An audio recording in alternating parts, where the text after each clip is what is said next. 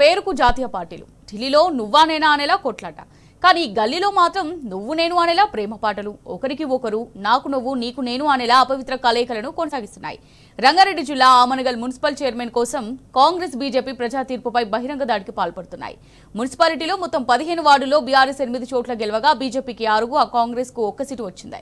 BRS కు స్పష్టమైన majority ఉన్నా దాన్ని మింగేసే మాయా సమీకరణాలు చేస్తున్నాయి కాంగ్రెస్ బీజేపీ పార్టీలు. గుట్టు చప్పుడు కాకుండా ఒప్పందాలు కుదుర్చుకుంటున్నాయి.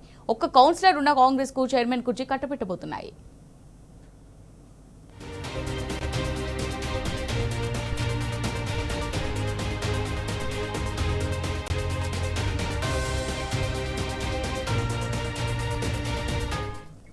ఆమనగల్ మున్సిపాలిటీ పరిధిలో కాంగ్రెస్ బీజేపీల దోస్తానా చూసి ఇది ప్రజాస్వామ్యమా అంటూ ప్రశ్నిస్తున్నారు ప్రజలు. సిద్ధాంతాలు గాలికి వదిలి పదవుల కోసం పచ్చి అవకాశవాదంతో అధికారాన్ని ఎత్తుకెళ్లే ప్లాన్ చేస్తున్నారని మండిపడుతున్నారు. ఎక్స్ అఫీషియో ఓట్ల వెనుక అసలు గేమ్ మొదలు పెట్టారని ప్రజలు దుయ్యబట్టారు. ప్రజల ఓటును చులకన చేస్తూ అధికార దాహంతో కుర్చీ కోసం కలిసిన విరుద్ధ జాతీయ పార్టీల నాయకుల తీరు పలు విమర్శలకు దారితీస్తోంది. ఆమనగల్ రాజకీయాల్లో కాంగ్రెస్ బీజేపీల అసలు ముఖాలు బహిర్గతమయ్యాయి. రాజకీయ కుట్రలు చేయకుండా స్పష్టమైన ఆధిక్యత ఉన్న బీఆర్ఎస్ కు చైర్మన్ ఇవ్వాలని పబ్లిక్ డిమాండ్ చేస్తున్నారు. బీఆర్ఎస్ కౌన్సిలర్ గా గెలిచిన పాపిశెట్టి రామకృష్ణకు చైర్మన్ పదవి ఇవ్వాలని ఆందోళనలు చేపట్టారు. కుర్చీ కోసం కుట్రలకు దిగిన కాంగ్రెస్ బీజేపీ నాయకులను జనం అసహ్యించుకుంటున్నారు.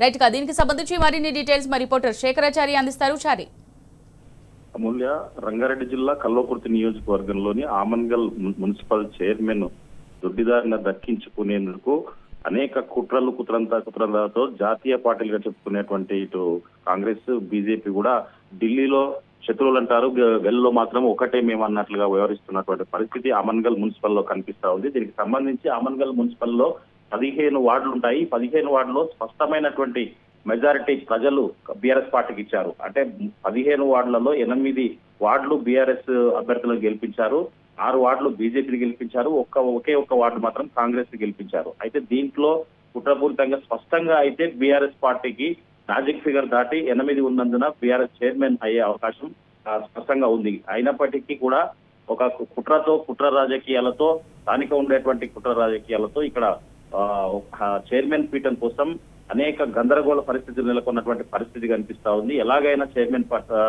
పీఠం దక్కించుకోవాలని చెప్పేసి బీఆర్ఎస్ కు దక్కకుండా చేయాలనే నెపంతో రెండు రాజకీయ పార్టీలు కూడా జాతీయ పార్టీలుగా చెప్పుకునేటువంటి బీజేపీ కావచ్చు, కాంగ్రెస్ కావచ్చు కుమ్మక్కై లోపల ఒక ఒప్పందం కుదుర్చుకున్నారు.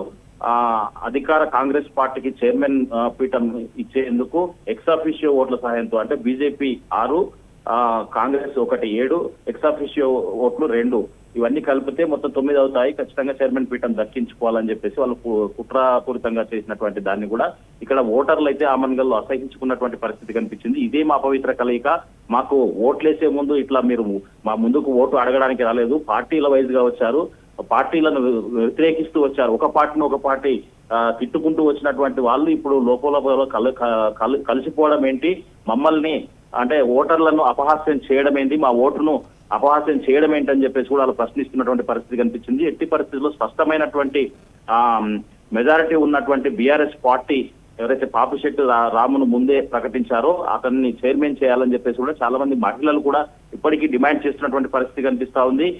అక్కడ జరుగుతున్నటువంటి పరిణామాలను చూసి ప్రజలైతే ఓటర్లు అయితే నవ్వుకుంటున్నటువంటి పరిస్థితి కనిపించింది. ప్రజాస్వామ్యమా ఇది ఇంకేమన్నా అని చెప్పేసి కూడా వాళ్ళు ప్రశ్నిస్తున్నటువంటి పరిస్థితి కనిపిస్తా ఉంది.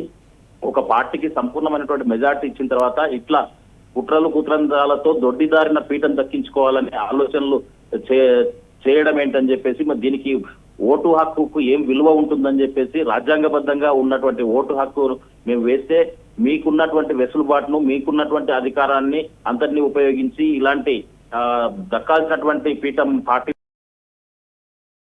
అంటే జాతీయ పార్టీలుగా అక్కడనేమో శత్రువులుగా ఉంటారు, ఇక్కడనేమో మిత్రులుగా లోపల చేసి స్పష్టమైన మెజార్టీ మేము ఇచ్చిన వాళ్ళకి ఇవ్వకుండా ఎట్లా ఈ పొత్తు కుదురుతుందని చెప్పేసి కూడా వాళ్ళు డిమాండ్ చేస్తున్నటువంటి పరిస్థితి కనిపిస్తుంది. ఒక వైపు అయితే ఈ రోజు చైర్మన్ అంటే అభ్యర్థుల ప్రమాణ స్వీకారం తర్వాత మధ్యాహ్నం చైర్మన్ వైస్ చైర్మన్ ఎంపిక ఉంటుంది. దానికోసం ముందస్తుగానే రాత్రి నుంచే కూడా పోలీసులు 144 సెక్షన్ ఉంటుందని చెప్పేసి హెచ్చరికలు చేస్తా ఉన్నారు. అంటే ప్రశాంతంగా జరగాలని చెప్పేసి చెప్తూనే ఒకవైపు బీఆర్ఎస్ పార్టీ వాళ్ళను బెదిరిస్తున్నట్టుగా కూడా మనకు సమాచారం అంతా ఉంది. ఏదేమైనప్పటికీ అధికార పార్టీలకు మాత్రం అధికారులతో పాటు అంత యంత్రాంగం అంతా కూడా ఫుల్ సపోర్ట్ చేస్తుందని చెప్పేసి ఆరోపణలు కూడా వినిపిస్తున్నటువంటి పరిస్థితి కనిపించింది. మొత్తంగా చూసినట్టయితే కుట్ర రాజకీయాలతో దక్కించుకోవాలని ఎలాగైనా సరే ఎవరితో ఒప్పందం కుదుర్చుకోనైనా సరే పీఠం మాత్రం బీఆర్ఎస్ పార్టీకి పోకూడదన్న దురుద్దేశంతోనే ఇదంతా చేస్తున్నారని చెప్పేసి ఆమన్గల్ పట్టణ ఓటర్లంతా కూడా మండిపడుతున్నటువంటి పరిస్థితి కనిపిస్తా ఉంది. జాతీయ పార్టీలుగా చెప్పుకునేటువంటి బీజేపీ, కాంగ్రెస్ అంటే బయటికి మాత్రం మేము మాకు శత్రుత్వ పార్టీలుగా వాళ్ళు పరిగణించి అట్లా మాట్లాడుకుంటారు. కానీ లోపల ఇలాంటి ఒప్పందాలు కుదుర్చుకొని లోపల ఇలాంటి కుట్ర రాజకీయాలు చేయడంపై ప్రజలైతే మండిపడుతున్నటువంటి పరిస్థితి అయితే కనిపిస్తా ఉంది ఇక్కడ. Right, thank you Shekharachari.